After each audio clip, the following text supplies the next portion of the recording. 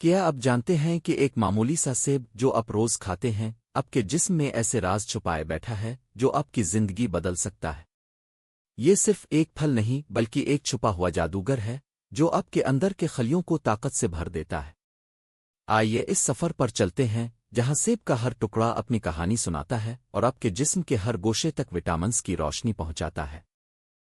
جب آپ سیب کا ایک ٹکڑا منہ میں ڈالتے ہیں تو سب سے پہلا عمل چبانا ہوتا ہے، جس سے سیب چھوٹا ہو جاتا ہے اور لعاب دہن کے انزائمز اپنا کام شروع کر دیتے ہیں۔ سیب میں موجود فائبر آپ کے نظام ہضم کو سپورٹ کرتا ہے، پیٹ کو بھرا ہوا محسوس کراتا ہے اور خون میں شوگر کو قابو میں رکھتا ہے۔